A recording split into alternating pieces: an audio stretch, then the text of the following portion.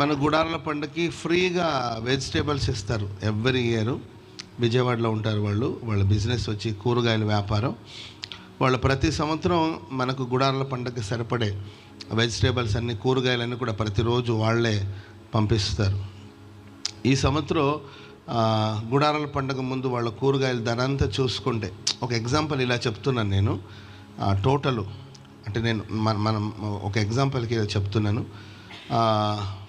10 రూపాయలు అంత రేటు పెరిగిందనమాట. అప్పుడు వాళ్ళు 10 రూపాయలు ఖర్చు పెట్టి, ఎగ్జాంపుల్ చెప్తున్నా మీకు అర్థమయ్యే శైలిలో, అంటే నంబర్ చెప్పకూడదు కాబట్టి, కానుక కాబట్టి 10 రూపాయలు అవుతుందా అని భయపడ్డారంట. ఇంత ఎలా ప్రతి సంవత్సరం మేము ఇచ్చేవాళ్ళం, ఈసారి 10 రూపీస్కి వెళ్ళింది కదా అన్నట్లు వాళ్ళు కొంచెం కంగారు పడి ప్రార్థన చేసుకున్నారంట. రేపు గుడారాల పండగ అనేసరికి ఈరోజు కూరగాయల ధర చెప్పకుండా కొడితే ఎట్లా, అంటే దేనికోసం కొట్టినట్టు 10 రూపాయలు ఉన్నది 3 రూపాయలకు వచ్చేసిందంట. హల్లెలూయా.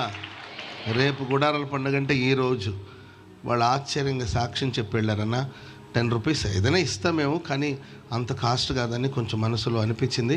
కానీ 10 రూపాయలకు ఉన్న ధర ఒకేసారి గుడారాల పండుగ ముందు 3 రూపాయలకు వచ్చేసిందన్న. దేవుడు కార్యాలు చేశారు.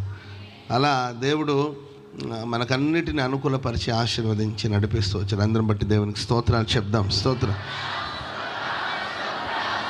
స్తోత్రం స్తోత్రం స్తోత్రం స్తోత్రం స్తోత్రం స్తోత్రం స్తోత్రం స్తోత్రం స్తోత్రం స్తోత్రం స్తోత్రం స్తోత్రం స్తోత్రం స్తోత్రం స్తోత్రం స్తోత్రం. హల్లెలూయా.